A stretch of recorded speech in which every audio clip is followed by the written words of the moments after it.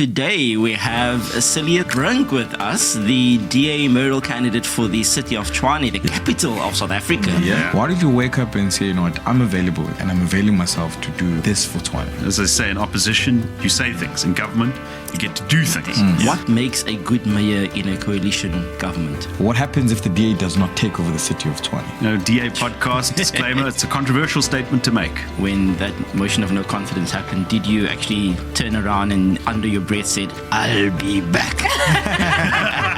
If you become the mayor of Tshwane, the leader of a coalition where Action SA is your partner, you gotta know.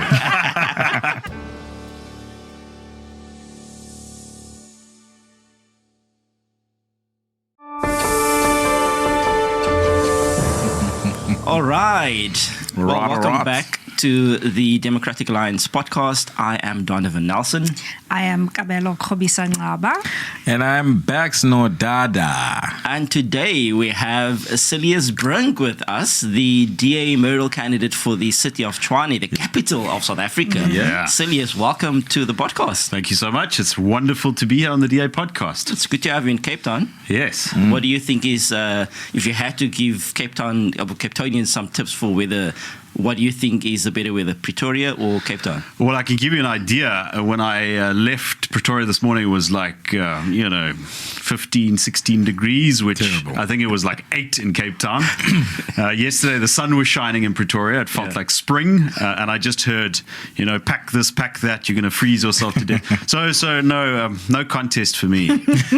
Sunny skies in the north of the country. Sorry, man. The mayor of Cape Town is a very close friend of yours, so you got to watch what you say on the show.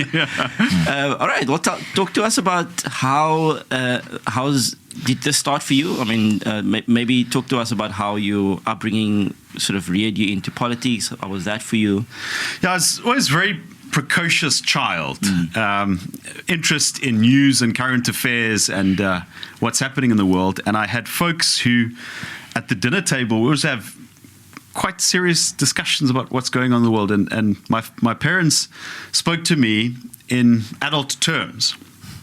So I grew up at a time when South Africa was transitioning from apartheid to democracy. So I was born in 1987.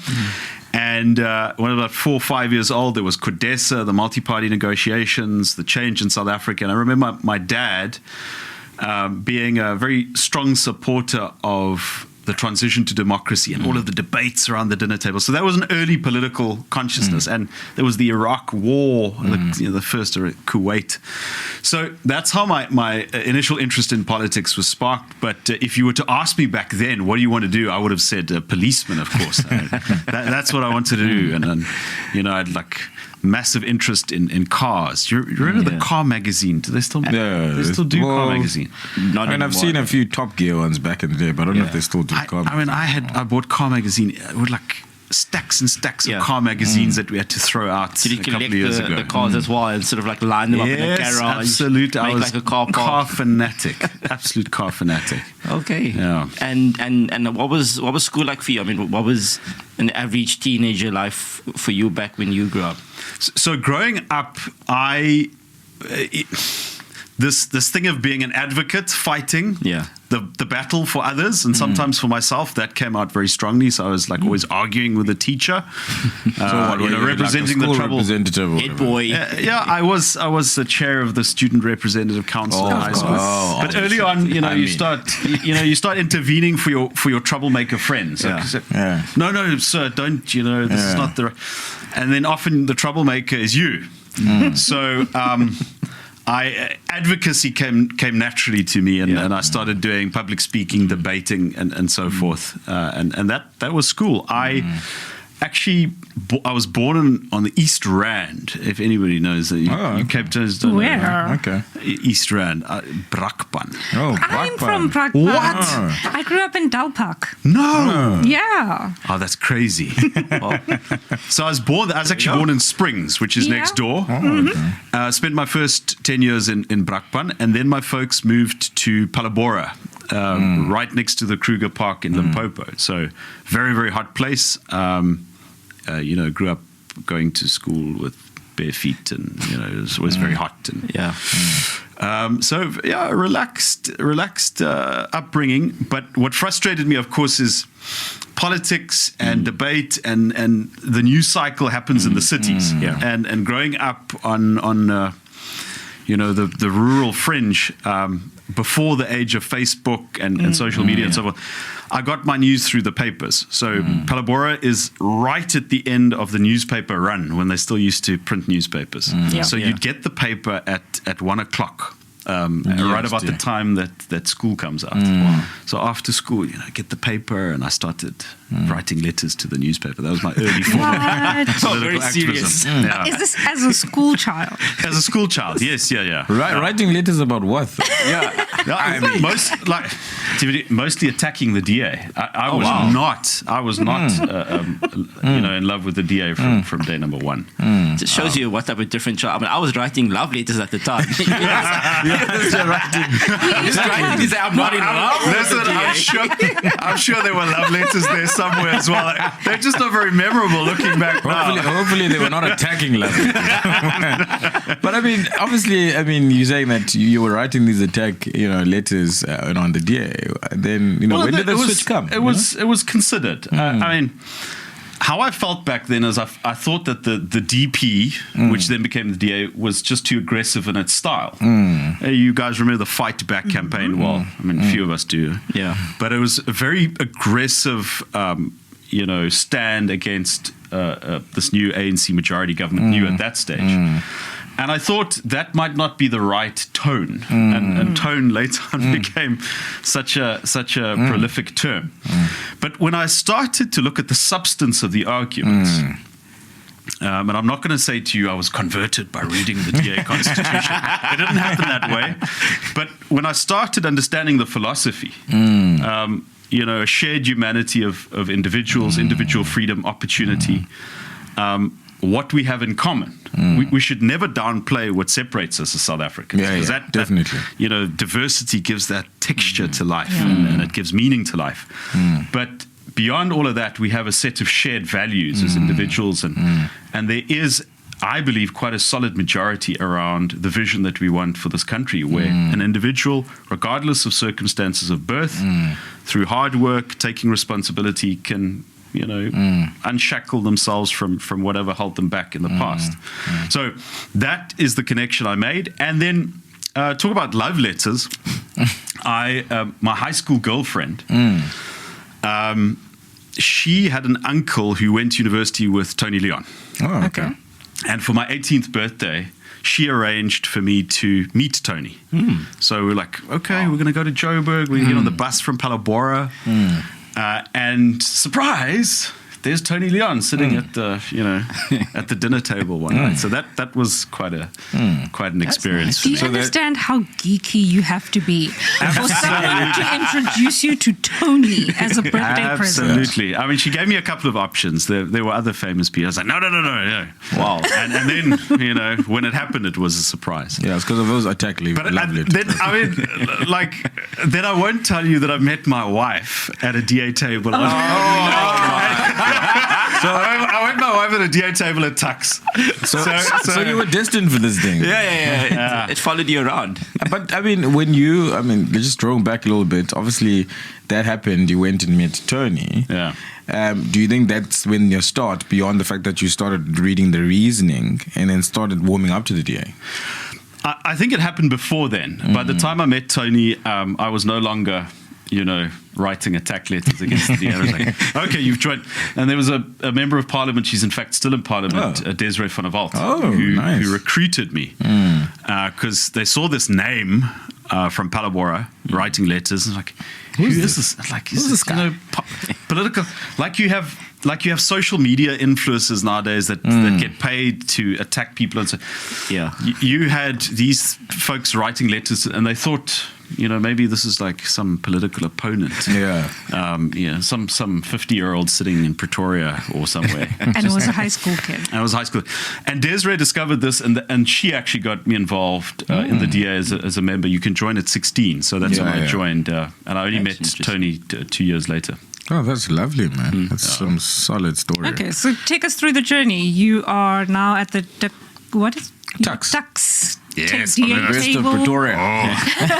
University of Pretoria. and the road from there to councillor and everything that's followed. How did you I get went here? to study law at Tux.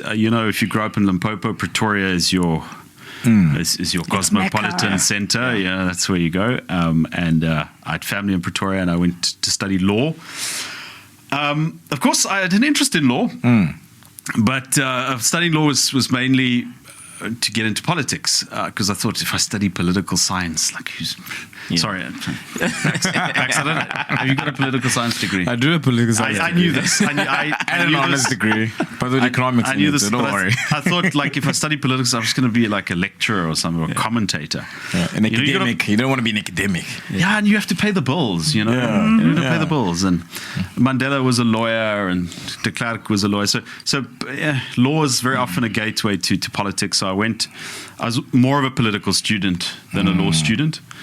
But an amazing campus, University of Pretoria, an amazing place. And that's why I started involvement in politics, and I became a councillor in 2011. And that's where my political journey started. Well, and what your time in Parliament, because I think obviously the advantage you had before we get to your mayoralship, but the advantage you had is that you served, I think, on the portfolio that works or deals with local government matters. What was that experience like for you? Having this sort of bird's eye And view? obviously, like drawing from that, you started in council, and you were in like quite an MMC and all of that. Yes. Into that portfolio committee in Cocta, Yeah. just that journey. Well, I think the important thing is, even though I became a councillor in 2011, feels very long ago now. It was long, Cilliers. I did finish my articles to become a lawyer, and I had a business before I became a member of the mayoral committee when Salim Simanga was elected a mayor in 2016. So I did other things, and that was an important advice that was given to me. It's not just the issue of don't become financially reliant on a political career. It's also you need a wider window into the world. Yeah. If you haven't run a business, if you haven't worried about, am I going to make payroll? I'm going to be able to pay salaries. I'm going to be able to pay. If you haven't done that, you don't properly understand as a politician the realities of ordinary people. And I think that is a big issue for us, because so many people in politics come up having been, in the trade union movement, or researchers or political operatives, and then everything is a little bit theoretical. Whereas if you've been in the thing, if you've run a business, you've been in the professions, you got a bit of skin in the game. So there came a fork in the road for me in 2016. I was quite ready to go into the advocate's profession, which would have led me out of politics, to be honest with you. I really had it in my mind. I can't become a career politician at that point, believe it or not. And then the DA became the biggest party in Tshwane in 2016. Salim Simanga became the mayor. It's that election where we swept the ANC out of most metros. in most of the metros. And although we didn't win a majority, which you really need at local government level, we were the biggest party in Tshwane. I think we were the biggest party in Nelson Mandela Bay. And Salim Simanga phoned and says, do you want to be MMC for corporate and shared services? So here I've got mentorship with an advocate. Are you going to do that? Or are you going to be part of government? Getting to run the corporate and shared services portfolio, which includes legal services. And obviously it's a no-brainer. And that's why I think political careers are very attractive, because they're exciting. I have to be honest with you, it's more exciting being in politics than being in a law office. So that landed me into government the first time. My portfolio was corporate services, legal services, all of the nuts and bolts of government. But it was an intensely stressful time, because the DA was the biggest party in Tshwane, but even with our coalition partners, we didn't have a majority in the council. So without a majority in a council, you can't appoint a city manager, you can't fire a troublesome city manager, you can't pass away. You literally have to negotiate with the ANC and the EFF to get basic things done. And now you're trying to, decader the administration But at the same time, you've got to negotiate with the cadres and with the EFF. It was an absolute disaster. Yeah. So that was a very stressful period of time. And after that, I absolutely decided that it's not worth it to work yourself to death. Yeah. You have to take some time. I then went to Parliament, and that brings us to local government. And the one thing I remember about Parliament is, aside from the place burning down while we were there, Bax, you and I were. Yeah, no, we were there. We were the same here. Yeah. 2019. Yeah, 2019. We arrived at the same time. We had a few months, and then COVID, and then the place burns down. Yeah. But the Middle one, of COVID. the one thing I remember about that time on the Corporate Services Committee, besides Faith Mutambi chairing the meetings and us having we were like having a that must have been exciting. Cilliers. I got along very well with Faith. I mean, this was in her post Zuma state capture. They took all of the RET politicians of the ANC and they made them committee chairs. Yeah.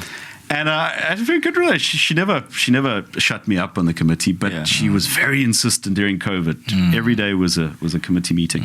Wow. But the one thing I remember from those days is just the terrible state of local government across the country. Mayors appearing before the committee, and then they can hardly articulate themselves. And then somebody says to you, "Well, that's the mayor. She wears the chain, but that's not really the mayor. There's like a political boss who's tugging at her pulling the strings. And places in the northwest where you have two municipal managers appointed by two factions of the council. And this idea of we cannot have this as representatives of the people. This can't be democracy, and no wonder local government is in the state that it is in. So, a lot of local government experience running up to that point where I was elected mayor. So what was the moment that you then decided, well, actually, let me go to Tshwane? I think I have not, gotten enough for my sins. Let me go to Tshwane. When did you take the moment? decision?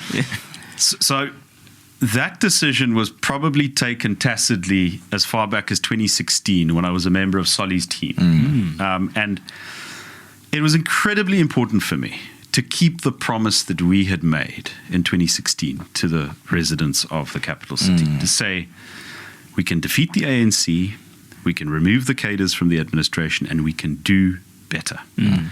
Unfortunately, because we didn't have a majority, and because of the political instability, and because we were fighting a cadre state that was left there by our predecessors, we simply couldn't achieve the things which we had hoped to after 2016. And that period of instability led to the council in 2020 being placed under administration by the Gauteng government. Before that period of administration, Tshwane had a budget surplus of more than 200 million.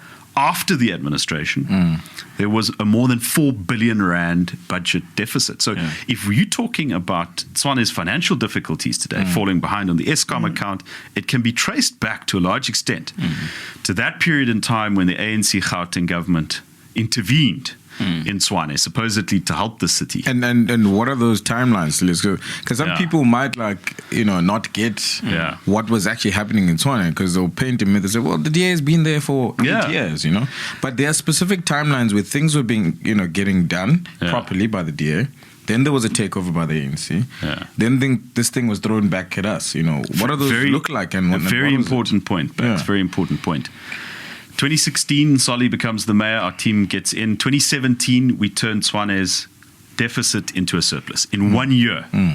I'll never forget that business day headlines. Tshwane turns to surplus. And then we start acting against corruption. In particular, a contract by the name of Glad Africa, where the city manager is implicated. Solly takes that report to the municipal council. But remember, we don't have the votes in the council. And that's the funny thing about municipalities. You do disciplinary hearings of the municipal manager by a vote. It's a political process. I mean, you don't do that to DGs in national government. And we simply didn't have the numbers to act against this implicated official and this irregular contract. And now you have a top official, city manager, who's attacking the mayor, and that was incredibly destabilizing. And during the course of 2020, the ANC and the EFF started walking out of council meetings. Now, council needs a quorum, so 50% of your councillors have to be present. At that point, when the ANC and the EFF walked out, council lost its quorum. This happened 3 or 4 times, and that gave the pretext to the then ANC Gauteng government to say, no, Tshwane is chaotic. We now need to intervene. This happens at the very same time that lockdown comes. So about March 2020. And we can't move. The Constitution says once a council is dissolved and put under provincial administration, you have to have an election within 90 days. But you can't have an election in 90 days. The country's under lockdown. So 90 days ends up being 7 months. And the DA only manages to remove those provincial administrators from the ANC after that period with a constitutional court judgment. And immediately then, obviously, whoever governs the city was in the back foot because a lot of damage had been done. And that led to Randall Williams becoming the mayor of Tshwane. And unfortunately, there was just a very, very unfortunate series of events and continued instability after that period. And a very long-winded way to get. So I said it was important for me to keep our promise.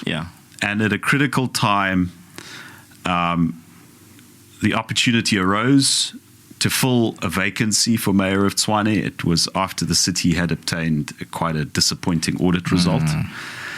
And I said to myself, am I going to sit in parliament and debate things and write statements and work on the theory while there's an actual opportunity in government to make a difference, to actually, as I say, in opposition, you say things. In government, you get to do things. And to me, it was about keeping that promise, and I have absolutely no regrets. Wow. That's just powerful.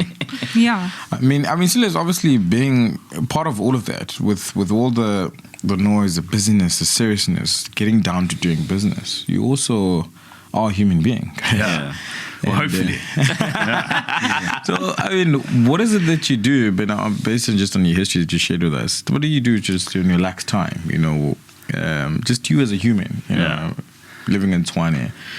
What is it that you do enjoy doing and just, getting to relax? It's interesting, as obviously like an ambitious person, early interest in politics, you jump into life and your career and you get busy. But life is in fact the stuff that happens by the way. I never sat down and thought, I want to have 2 children. And after the first one, I thought, heavens no, I don't want to. And then my daughter sort of just arrived unannounced, and that's still the tenor of her personality. She's just, no planning there. It's just, And that forms such an important part of life now is family. And one of the upsides, I shouldn't joke about this, but one of the upsides of being voted out as mayor for this period of time and being in opposition is that I got to spend so much more time with my kids. And taking them to school, and this was advice that Jordan Hill Lewis gave me. He said that he has to spend so much time as mayor. His time with his daughter is when he gets to take her to school. And after we had that discussion, me and my wife were in Cape Town. We watched some rugby with Jordan and his wife. We started adopting the practice. So I would take the kids to school, and you get to have conversations with these little people that are now developing and can actually argue. And so the family is a very important part of my life. My wife, my home. I enjoy nature quite a lot, so I love to hike. Pretoria's got some lovely hiking spots, Fairy Clear Nature Reserve, Groenkloof Nature Reserve, Wolverspruit. I love the grasslands of Pretoria. And then when I'm not doing serious stuff, listening to true crime podcasts. I am an absolute addict of this forensic stuff, That's the lawyer in you now. Well, maybe. I don't know. Maybe it's just I think it is. Even plane crashes. Yeah, I love that actually. Yeah. Aircraft investigation. I was actually watching the Hildeberg series. Yeah. That was actually a very interesting one because I thought there was never a plane that ever crashed in South Africa, and when I go back, I'm like, oh, the Hildeberg actually crashed. Well, it crashed in Mauritius. I know it wasn't here, but it was it was an SAA flight. It was an SAA flight, and all of the drama around that. And Guys, as public reps, we fly a lot. Why would you? You don't think about that when you get on a plane? So that we know what to do. That's the whole point, right? I don't think you can actually do much. Exactly. But you must just know. Tell the pilot, I've just watched that recent episode. It's like I see something here. Like I can stop this plane from crashing. But it gets you to pray a lot. Yes. Especially when you're in Parliament. At least twice a week. You used to saying your prayers. Get your stuff right before this plane gets off. Depends which airline you're on. You probably say more prayers than others. You've described your leadership in Tshwane as sort of like drinking from a fire hydrant. Exactly that. I loved that analogy, but do you want to share with us what that means and why that is actually something that you think about often? So the peculiar thing about our democracy in Tshwane in particular is that our idea is you vote for the leaders who offer a mandate, they get an instruction from voters, then you go in there and you execute the mandate. But in our cities, and I believe probably in national government as well, this government of national unity, you get there and the officials who are meant to assist you implementing your program of action in government are washed out ANC politicians. They call themselves cadres. That's a formal policy, cadre deployment, adopted by the ANC in 1997, and it's the original state capture program. So that even if the ANC loses an election, which it tends to do quite often these days, they have control over the levers of power. And it's not as if there's this conspiracy of officials that want to undermine you. It's just more broader. Many of the civil servants don't understand the DA's philosophy. They don't understand anything but the ANC's way of doing it. And it's almost like, can we adapt this a little bit for you? And it's not about adapting. It has to be a wholesale change. If we don't stop corruption, if we don't stop irregular expenditure, the circumstances for people are not going to improve. Water is going to get worse. Electricity outage is going to get worse. So that is the maelstrom that you step into. But luckily, by the time I understood a little bit of this. I had a bit of background. And the other thing that I was incredibly fortunate to have was a very strong, diverse team on my mayoral committee.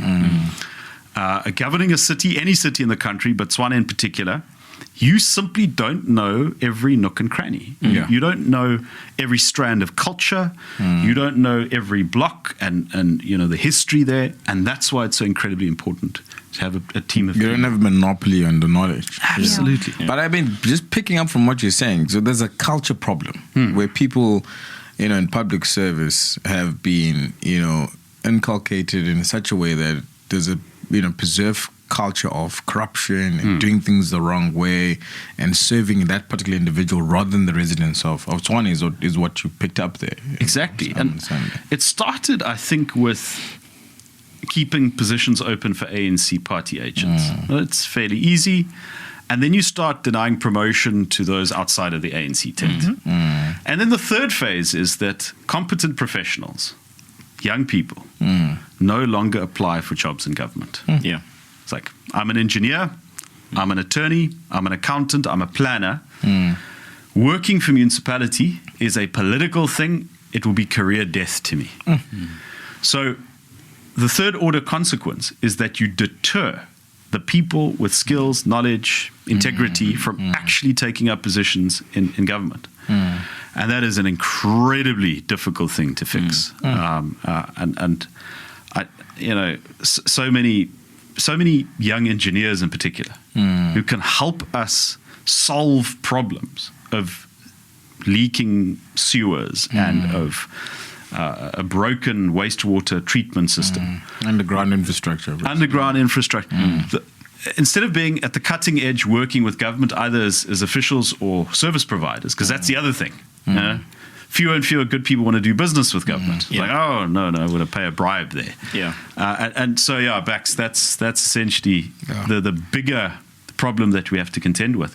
But at the same time, I want to say I have met some incredible people working for government. Many of them who would not vote for the DA, but who have insisted on an identity of being a professional person. Say, I will serve whatever government, and maybe the fact that the ANC is imploding helps with a bit of forward thinking. You know, even if you might have started out as a cadre in your career, but this country is not going to be governed just by the ANC in future, and so we've got to look at actually solving people's problems. That's the legitimacy crisis of our democracy. Democracy has to be effective. Something has to happen when there's a change at the ballot box. Yeah. So Cilliers, I just want to check. Eventually, we're going to have to get to what you want to do in the next term. But I think the place to start actually with your first run in office, given the challenges you've outlined, especially the cadres trying to stop you at every point, can you just reflect on where did you have to actually start trying to get this thing right? What were your priorities? And like, what was the things that got interrupted by the unnecessary ousting, if you will? Yeah. So there's a funny story. We had a DA Congress. Remember the DA Congress in 2023? It was 2023. Yeah, 23. Gallagher Estate, Moonshot Pact, and so on. That weekend, and then shortly after it was Easter. And on Easter Sunday, 2023, I wake up and there's no cell phone signal, and the electricity is off, and I don't know what's going on. And eventually I found out that someone had destroyed these massive power pylons that run across the N4 highway that connects the city to one of its major sources of electricity. Feeding like half of the city. That's my first few days as mayor. It's like half of the electricity supply of the city has been cut off. Yes, you know, like, what now? So that was like, welcome to the job, you know. If you thought this was going to be an easy ride. Baptism of fire. But more seriously, and we got the electricity restored fairly soon. But I knew that the Hammanskraal water crisis had been a taint on the reputation of several governments in Tshwane. The fact that Hammanskraal communities, despite earlier warnings going back as far as 2004, when the master plan said that Rooiwal wastewater treatment plant has to be upgraded, it never was. And as the city grew, as the strain increased on the infrastructure, the quality of the water became worse and worse. And there were some serious attempts to fix that, but with the political instability, those attempts were in fact stalled. So one of the first meetings I attended, or first these seminars, I attended a sanitation workshop in Cape Town with City Manager Johan Metler. And I said, I learned that the Minister of Water at that stage, now the Minister of Police, former, whatever the president feels he was. But he was altogether less controversial back then. I learned that the Minister of Water at that stage was going to be at the sanitation workshop, and I said to Metler, we have to meet the Minister. We have to resolve the issue of Rooiwal. This thing of local government and national government blaming each other for whose fault it is has to end. People in Hammanskraal and around Rooiwal do not care if it's a national government competency or it's a local competency. They want the problem resolved, and to his great credit, the minister at that stage said to me, okay, in 2 weeks, or the next 2 weeks, we're going to form a task team. We're going to look at what do we do with Rooiwal. If to share resources, bring in the private sector, whatever it is. And a few days later, in my first day to the city, I couldn't make this announcement. I've met with the minister, we've taken hands. And that weekend, that Sunday, there was an outbreak of cholera in Tshwane. It was terrible medieval disease. And it was, you know, I suppose that crisis could have scuppered all of our efforts to fix this water problem, but it had the opposite effect. It brought urgency. Yeah. It said people have now lost their lives. And even though we couldn't trace the outbreak of cholera back to the city's water systems, the point is, if folks don't trust the water in their taps, all of those details mean very little.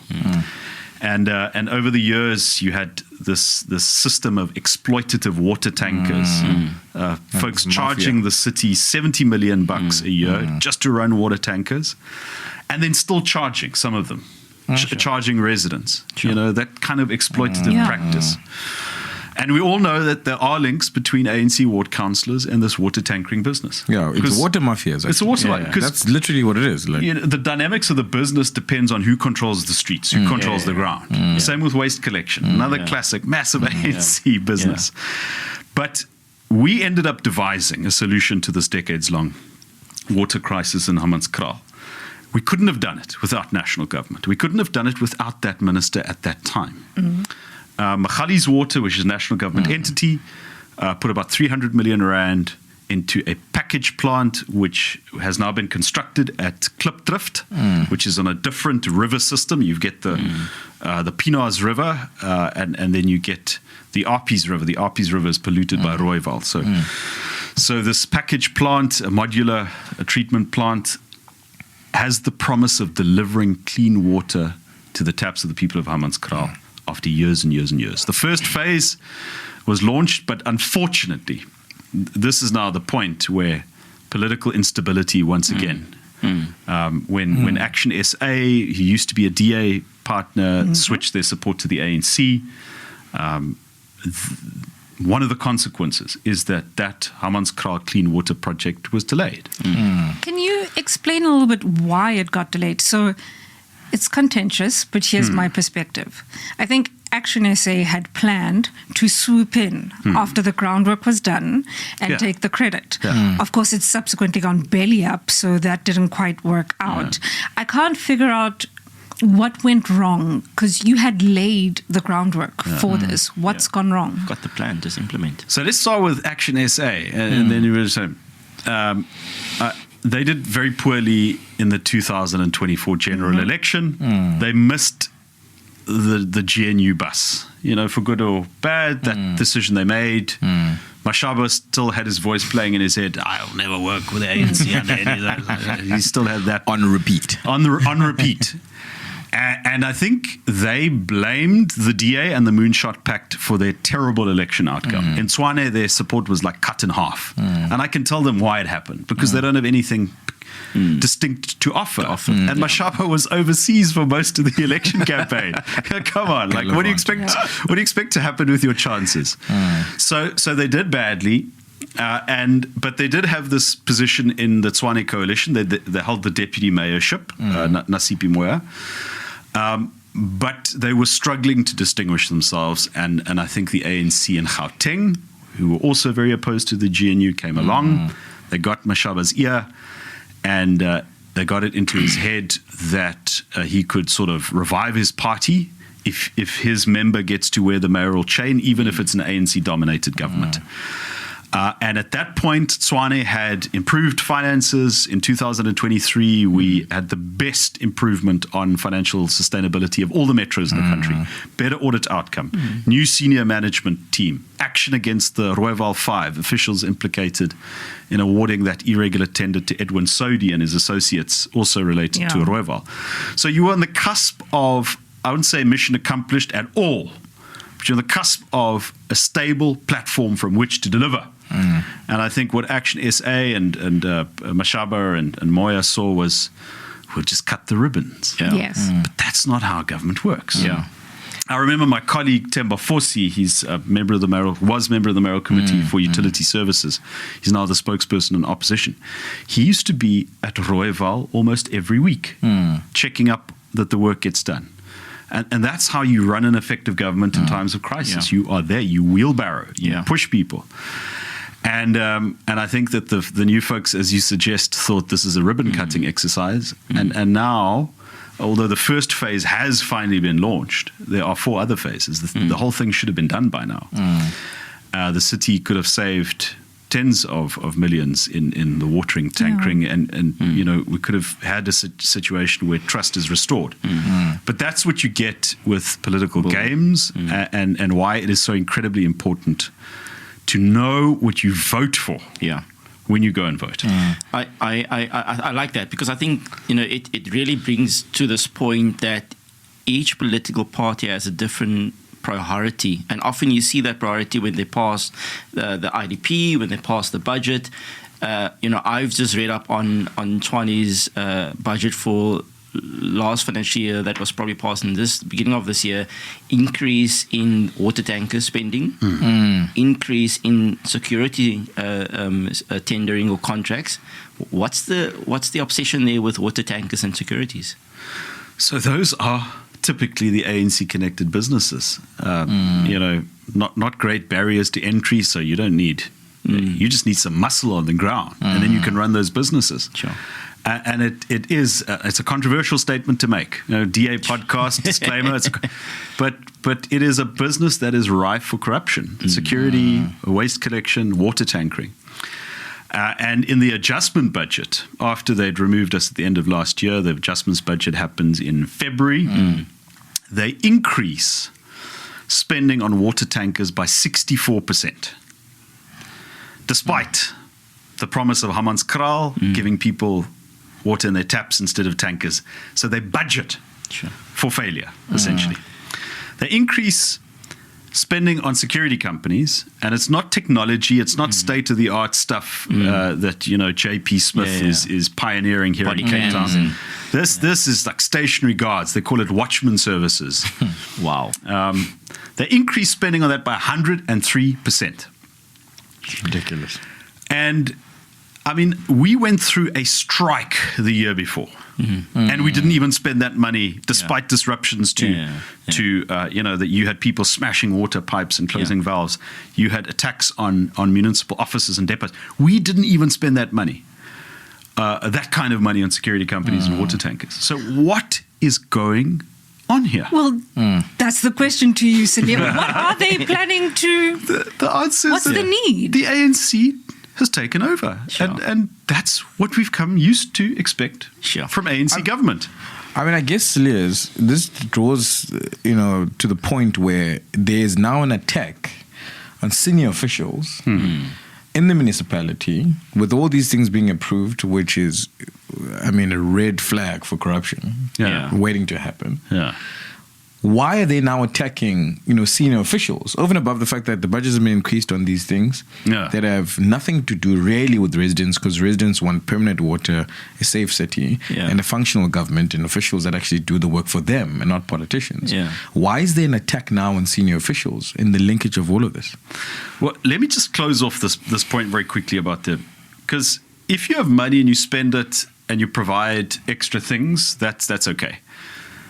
But the increase in water tankering and security companies came at the cost of taking money away from ordinary water and electricity teams. And so, MoneyWeb has reported that the city of Tshwane, since the beginning of this year, has had more power outages than when Eskom load shedding was still in place. Yes. Wow. That is the effect of bad policy and budget decisions. But now to the point of the attack on senior officials. So how councils work: politicians get elected in the form of a mayor, a city council, on a mandate, a promise to the people, a set of policies. But then you need the assistance of the professional bureaucrats, the civil service, the municipal administration, to help you build a service delivery machine. It's not the mayor that fixes the streetlights, cuts the grass, although sometimes we do it, join the teams and fill the potholes. But you actually need a machine to deliver that runs in terms of the instruction that the politicians got from. And the DA recruited, well, I'm saying the DA, but it's us and our coalition partners, recruited a guy by the name of Johan Metler. And Bax, you would know him. Eastern Cape. Yeah, from Nelson Mandela Bay. Yeah, he was municipal manager of Nelson Mandela Bay, actually brought in by an ANC minister at that stage, Pravin Gordhan, who was Minister of Local Government, as part of a rescue mission in Nelson Mandela Bay. And then when Athol Trollip, ironically, became the mayor of the Bay. They appointed Metler, and then Trollip was removed, just like I was removed. Yes, and then they chased him away. And the ANC, EFF, and UDM at that stage, Coalition of Corruption, went after Metler. And it's all written up beautifully in this book called How to Steal a City. How to Steal a City. And Metler is one of the good guys from that book. So we got it that he was recruited as city manager for Tshwane, Mr. Fix-It, Mr. Rescue. And he brought in a senior management team. And one of the first things that Metler had to act on was a report into Rooiwal and a tender that had been awarded to the ANC benefactor Edwin Sodi and his company called Blackhead Consulting for the upgrade of Rooiwal. The forensic report said Sodi and his associates should never have received that tender. They didn't have the construction industry grading. They simply didn't have the qualifications. And lo and behold, they couldn't finish the project. They walked off. That delayed progress at Rooiwal and getting clean water to the people of Hammanskraal by months. Sure. And Metler took the steps against the implicated officials, including the head of supply chain management, the head of tenders for Tshwane. 5 senior officials, the Sowetan, in a famous heading, called them Sodi's blessers. And I'm sure he blessed more people, but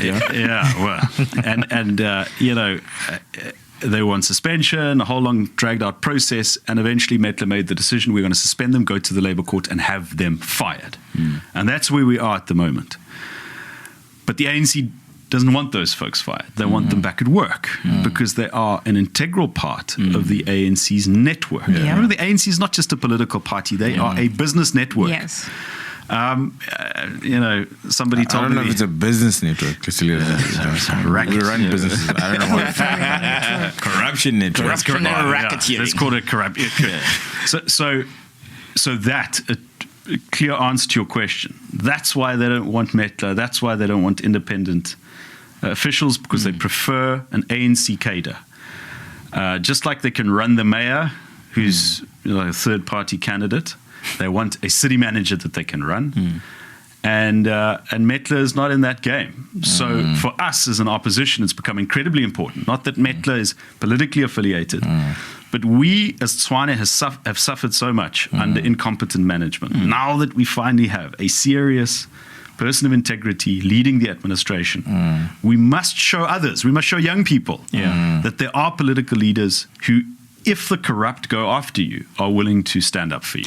So, I mean, surely if there's a young person listening to this podcast that lives in Tshwane and listening to all the context that you've just given, well, probably has, if there's an election tomorrow, they probably will vote DA because they're listening to this and thinking, well, the DA is not the problem that Tshwane has. I mean, if you look over the past few years, they've invested more in personal, things like salaries and etc., than investment in the infrastructure, for instance. Surely it's an easy statement for us or argument to make to say vote for the DA in Tshwane.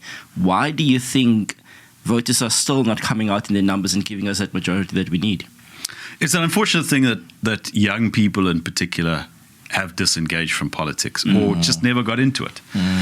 And maybe it runs with socioeconomic circumstances, with unemployment, with lack of opportunities, because if you find yourself in those conditions, you might think that the system is against you in any event, regardless of what you do.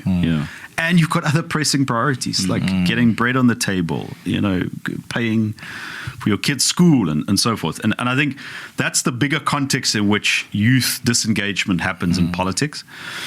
But I am optimistic that we can convey that message. And ultimately, it's the people that do get to the ballot box that decide. That's an important thing in politics. We can bemoan everyone that doesn't show up. But the most powerful argument to get people there is say, if you vote, you get to decide the stakes of how power is divided. You get to decide how this place is governed. And the important message to those young people is that there is a future. There is hope for South Africa. We have been let down. We have been disappointed. But never buy into this idea that it's all over and that everything is just going to hell. It's not true. Our country has been through a lot. If you read history, if you know, we were at a precipice of civil war, this country. And we overcame that. And even though the politicians have been disappointing, there are people of integrity who are fighting for a future for young people to make sure that there are the opportunities and the jobs. But it starts with stuff like fixing infrastructure. Talk about infrastructure. It doesn't sound sexy. Yeah. But if you don't have water, if you don't have electricity, if you don't have the roads, you're not going to get the investments. You're not going to build the confidence. And that is why we need to be involved in this political process. So, Cilliers, I have a question on that. Just looking at where our message is resonating and where it's not. By sheer coincidence, 2 nights ago, I happened to be having a conversation with someone in Midrand who was parroting the line, which I see Action SA is driving all over social media. That which is the only place they seem to exist. Yes, right? precisely. They would win the social media election. You're not wrong. 100%. Imagine Mashaba's social influencer bill at the end of the month. Hundreds of thousands of rands. On a serious note, so one of the things that they were reflecting is the sentiment that the DA only is outstanding in Tshwane for white communities. And of course, I don't agree with the sentiment, and I don't even think it is reflective of reality, but there's something about it that is catching on with people on the street. So you say you're confident that we can get our message through. How do we do that? How would you be answering the person I was on the phone to convince them that this is not true? In fact, these are the facts. Yeah. This is the reality. But before you even get to the facts, you have to understand the political context. Yeah. We are a non-racial party. We see a non-racial future. We believe in this human solidarity. However, South Africa does have a history. It's got a divided history. And race politics is still a powerful mobilizing point. The same things that people say about Tshwane, they say about Cape Town. Even though Cape Town, statistic, fact for fact, best access to running water, sanitation, to housing, and that's why people come to Cape Town from across the country.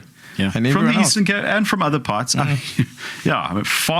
Much farther afield, because they come for the opportunities. Because back in 2006, Ellen Ziller built from a very fragile coalition a machine that could deliver a basis for infrastructure. It's not perfect. Cape Town cannot by itself eradicate economic inequality. It can create job opportunities, but it can't change the country. So even though best access to the poor of services, they say the same things about Cape Town. So you can talk about the facts, but you have to also understand the context and people who play on racial divisions in order to avoid the facts. Now let me get to the facts of Tshwane. Majority of our capital budget, when I was in office 18 months as mayor, was spent either in the townships or for the benefit of townships. Projects like the upgrade of the Rooiwal wastewater treatment plant, like all of the efforts to get people to have water in their taps instead of tankers in Hammanskraal. A project to stabilize what we call the IA substation in Shoshanguve, because folks in Shoshanguve experience tremendous power outages, constant power outages. One of our key projects to stabilize power supply. The Townlands social housing development, one of the biggest in the country. We completed that project. Hundreds of households. Many of the folks there who used to live in informal settlements now have a place at a safe, well-built, well-maintained facility in the inner city, close to places of work, close to schools. And the beneficiaries of these projects were overwhelmingly black and poor, and those who aspire to the promise of social mobility, of moving up in life. That is what we as the DA are about. If we don't do that, we are nothing. We're not living up to our brand and our promise. What I can tell you is that unless Tshwane's finances improves, unfortunately, service delivery will not improve. Because the way that you improve services, including to the poor, is by spending a whole lot of capital and making sure you get value for your money. Yeah. So if you're not collecting the money due to you, if you're not managing your affairs, your capital budget becomes smaller and smaller, and then you can't maintain stuff. You can't maintain the Rooiwal wastewater treatment plant. You can't maintain your substations. You can't replace the cable that gets stolen. You can't refurbish the roads. So good management is not an elitist thing for wealthy people in the suburbs. Yeah. In fact, the wealthiest people have the means to protect themselves against a failing state. Security-wise, services-wise, it's unfair that you have to do that, but folks who've got means can do that. They do it. Yeah. It is the poor who depend on government maintaining the schools, the roads, the sewage system. They depend on good management. And that's why when these ANC politicians, speak to the divisions of the past and of race and pretend that just by saying, okay, no, this is a party for whites, this is a party for, that they can actually win the argument, that is ridiculous. And I think that more and more people see through that. And we see that in the results. But listen, it's a long slog for the DA. We are not going to overcome massive historical divisions just like that. It is a process of building trust, of proving ourselves, and that takes me back to that point of the promise I made with Salim Simanga in 2016, that we can remove the ANC and we can do better. And I'm still absolutely dedicated to that project. And just coming to that, Cilliers, about going back to building trust. You sat and you said to yourself, I am not going to give up on Tshwane, and I'm going to put my hand up because you have a vision for that city. And you want to restore the hope in which the residents should have. Why did you wake up and say, you know what, I'm available in Cilliers, and these are the reasons I'm available, and I'm availing myself to do this for Tshwane? I think that the first point is when our government was removed from power, it was always very clear it wasn't the voters of Tshwane that made that decision. In fact, the voters of Tshwane haven't spoken since 2021. And a lot of the instability that we have in the metros in the north of the country in particular is because you have this revolving door of people. So you might have genuinely talented folks in politics or in administration, and then you get removed by the act of some political opponent. Like, oh, heavens, I put all of this work in, let me now go back to Parliament. How unfortunate. But you can't do that. You've got to stick in there. I feel we have to finish the work that my team and I started, and we have to maintain a measure. If we want stability in the metros, we also have to contribute to that stability. So the Democratic Alliance has been incredibly supportive of me, given me and my team backing in opposition because we care about the metros and we care about the north of the country. This is, we spoke about the racial division. This was this impression of the DA as a Cape Town party. And I think what has happened in politics in the past few months shows how much we care about the rest of the country and Gauteng in particular. I'm not authorized on this podcast to speak about Helen Zille and her candidacy for Johannesburg. And I don't know what the outcome of that's going to be. But that shows you sacrifice how serious we are about the north of the country and Gauteng. And Bax, that was what stuck, what kept me there. And I've never lost the vision of what we could achieve. Everything else that has happened in between, the animosity, you grow a thick skin and you pick yourself up. That's politics. If you can't live through that, you shouldn't become a politician. But through all of that and the animosity and the the setbacks and you see your work being taken apart. The power stations, we were at the point of making the city's mothballed power stations available to the private sector. We had budgeted.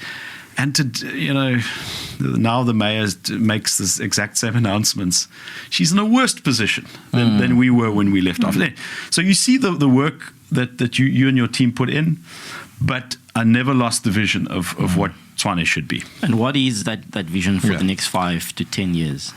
We have to eliminate corruption. We've got to finish what we started with the Rooiwal 5, because that will induce and inculcate a culture change in the organization. And that is at the essence of turning around an institution. We have to improve the city's financial position so we can invest in infrastructure. Listen to any serious person who knows about local government. Listen to what Jordan Hill-Lewis is doing in Cape Town. It's all about infrastructure investment. And you have to make sure that you get value for money for the roads that you build, for the substations, for the wastewater treatment plants. Together with that, I would love for us to finish the Hammanskraal Clean Water Project and eliminate dependence on those water tankers once and for all. Put that 60, 70 million rand into pipes, into infrastructure for those communities. And then, importantly, the project of the power stations. It's people think that load shedding is over, and you know, hopefully it is. But we're burning a lot of diesel as a country. That's the fact. And if we are to grow, we need to feed that growth with energy. To me, it's essential that the capital city is competitive in the energy market. We've got these power stations. We want to open them up to IPPs, to the private sector, to investment. And that will feed further investment and jobs. And here is the unfortunate thing. Like the Western Cape farms, who are very vulnerable to these US tariffs. The motor industry, Nelson Mandela Bay, East London, Tshwane, Pretoria, is also very, very vulnerable to that 30% tariff.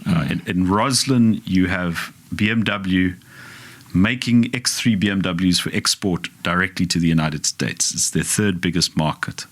Those BMWs are put together by hands of South Africans who live in Ga-Rankuwa, in Roslyn, and Pretoria North. Those tariffs are going to hurt us.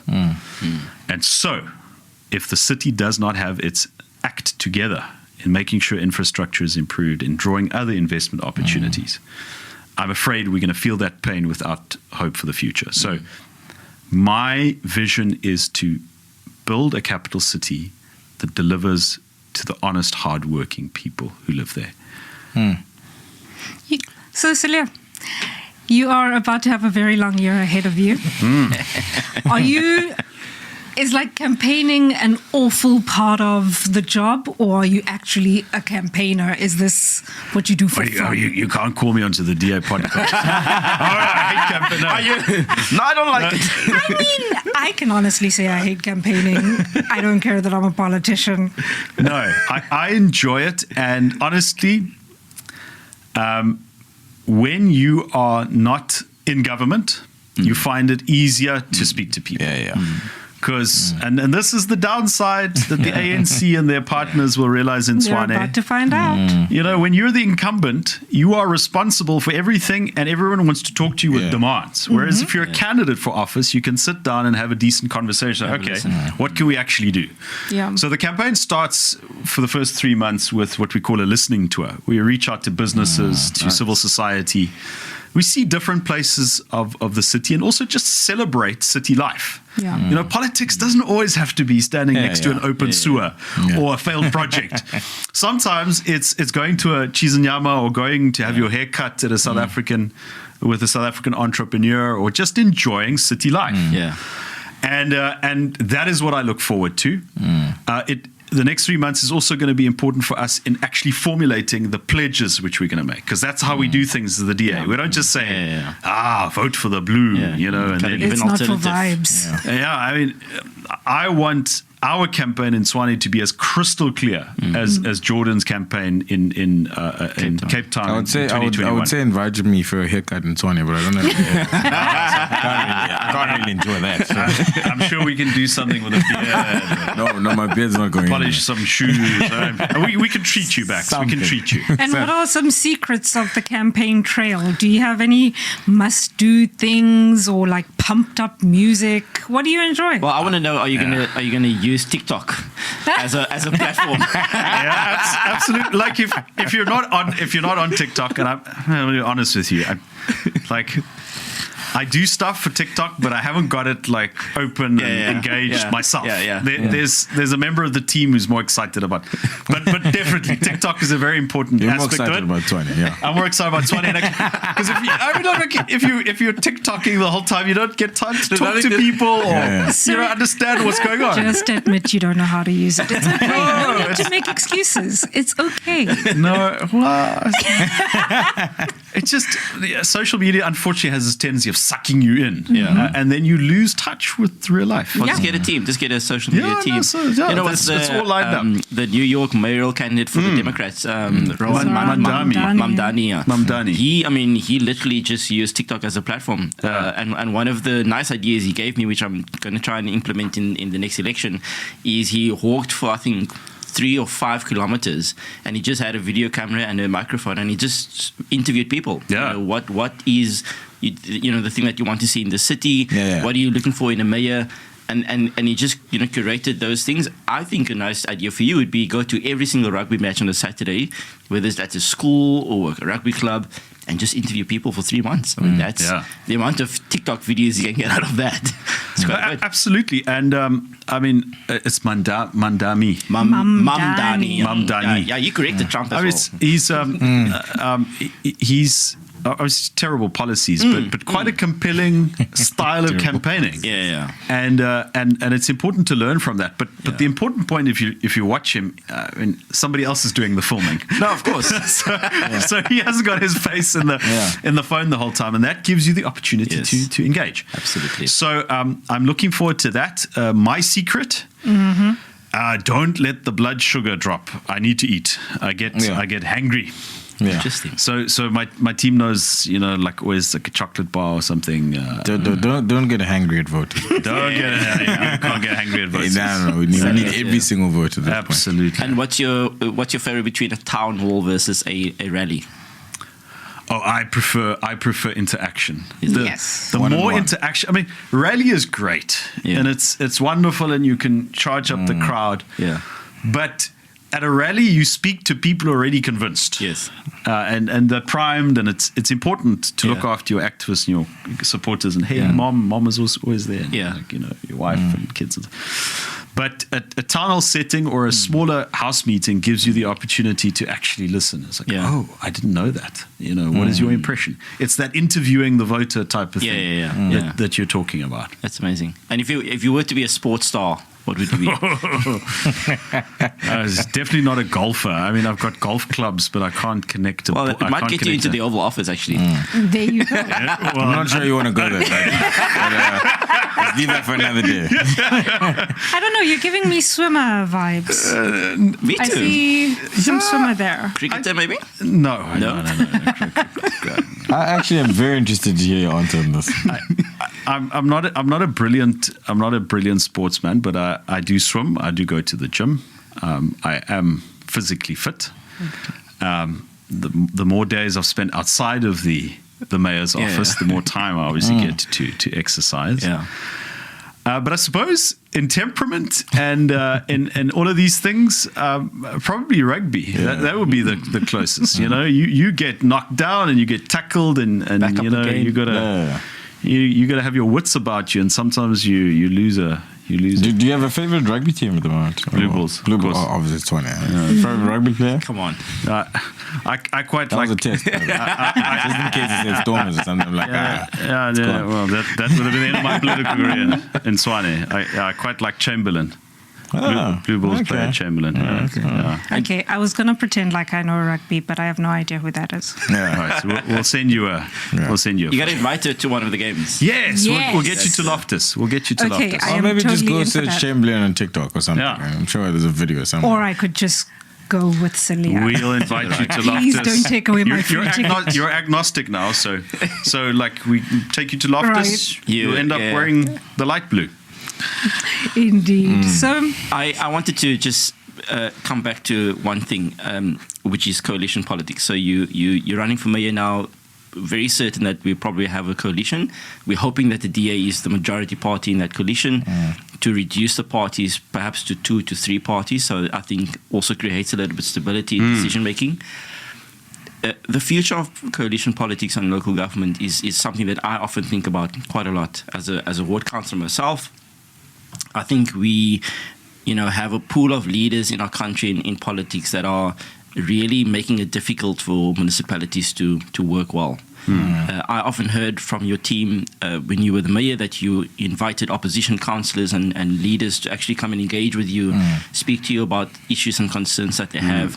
What makes a good mayor in a coalition government? Heavy question.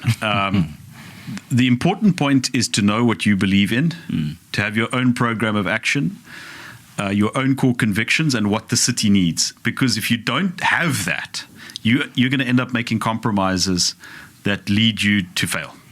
Whereas if you know your mind, if you know your mandate, if you understand what needs to be done, water, electricity, finances, personnel, then you can also make compromises. Okay, I can make this policy concession to a coalition partner, or I can grant this to an opposition party because I know that it will either complement the program or at the very least it won't untangle things.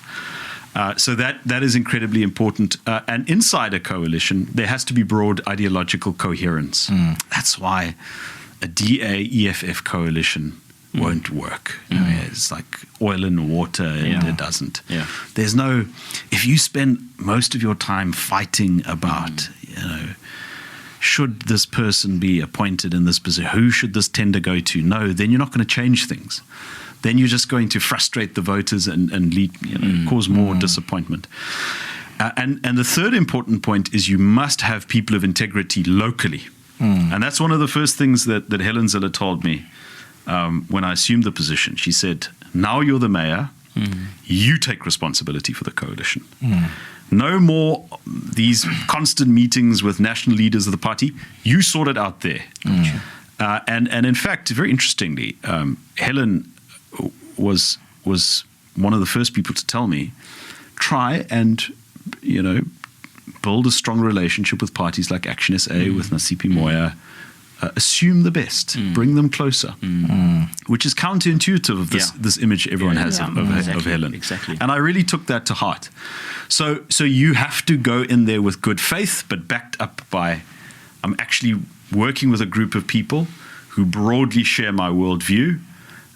Because if at the heart of government there's constantly fighting over every little thing, then government doesn't move. And did it make the municipal worker strike easier to have that? Or harder, I'm wondering. That's one of the things that you had to kind of fight. That was deal with. That was tough. Here's the interesting thing about this strike and about us saying no to salary increases for councillors and staff, by the way. It's not just staff. That decision was made by the council, not the mayor. And the ANC voted for that. The ANC voted for the budget and the motion to forego the salary increases. It's only later when they fell out with SAMU and they had to, explain where this comes from. Because they saw the figures. They knew that the city didn't have the money to pay those increases. There was a solid case. And their councils actually voted for it. Action SA voted for it. But of course, your conviction is tested when the workers then come into the streets and block the road and start protest. That's when you see the difference between those who actually believe and can carry things through and the ones who are just there for the show. And that was incredibly difficult, but I had that council mandate supported by the opposition. And I could explain to union leaders, and many of them I built strong relations with in a very difficult period of time. I could explain to them, there are municipalities in the Free State who didn't apply for exemptions to salary increases. They were happy to grant the increases on paper. And then a few months later, those municipalities couldn't make payroll. So they agreed to pay increases, but the effect of that was they couldn't make payroll. They couldn't pay people on time.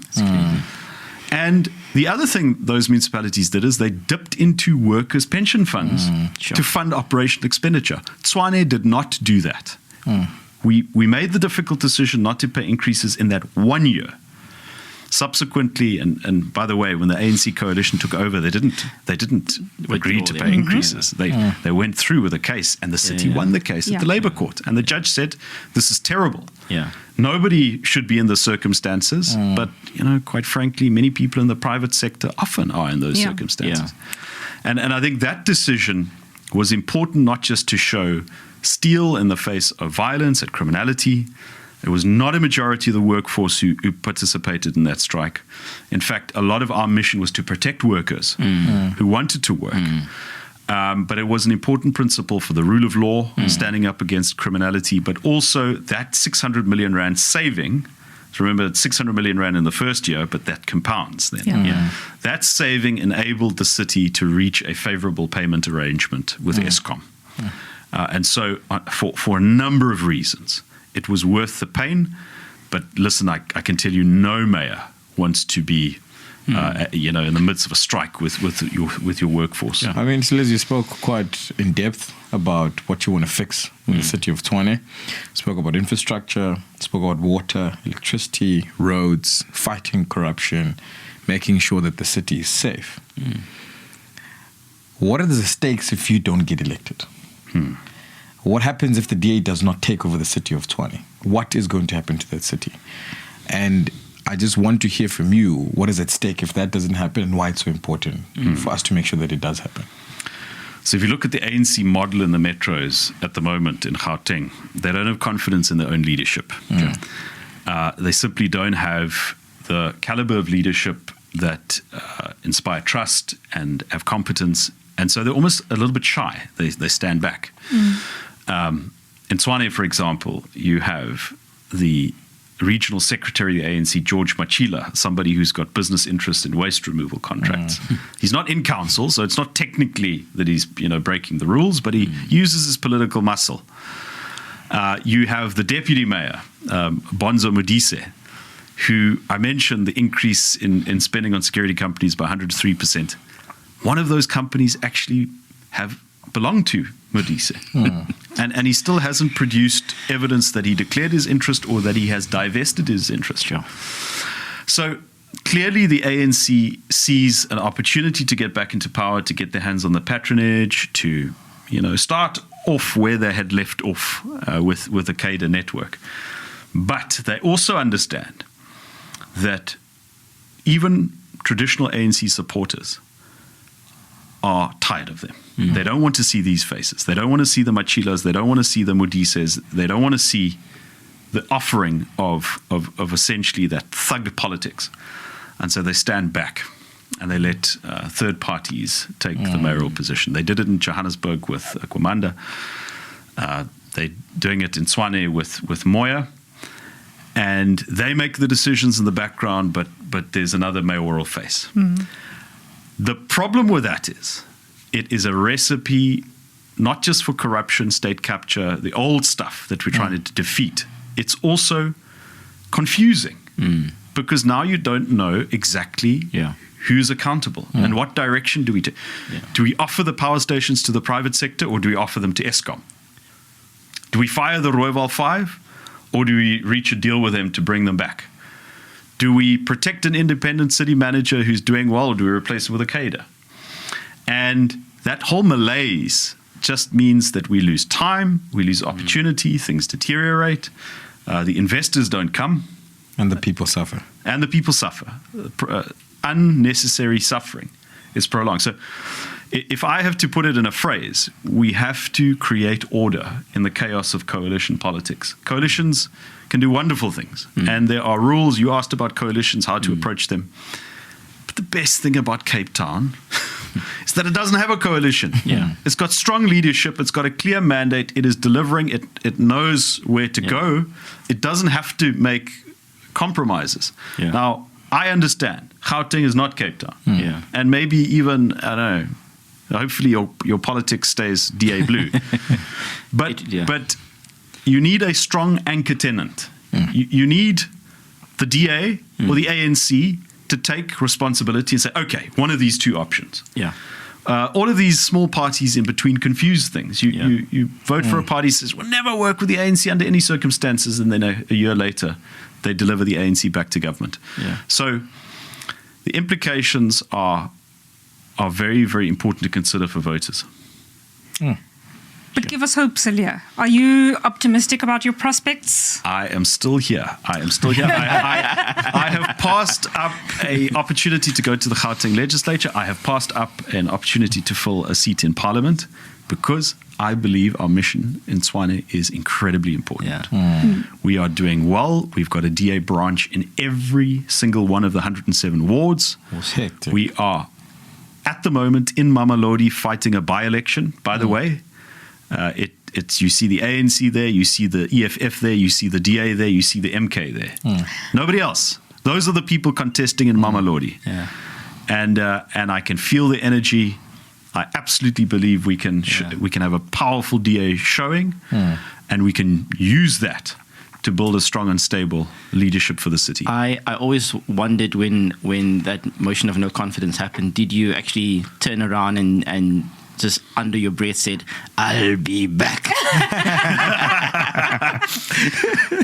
Maybe subconsciously. There wasn't much time for drama. I mean, the drama was all playing out there in the council, but that was the determination, absolutely. Yeah. And listen, if you become the mayor of Tshwane, the leader of a coalition where Action SA is your partner, you gotta know.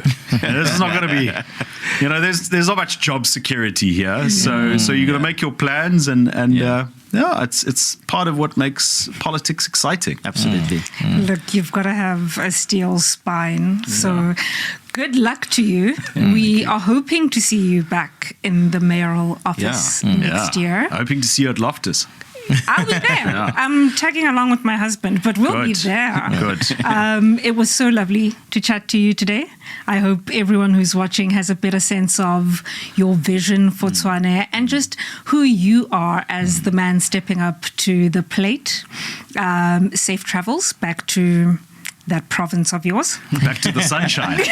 Back to the sunshine. And thank you, everybody, for watching. Please like, share, and subscribe. I never get that right. And we will see you next week. Awesome. Peace out.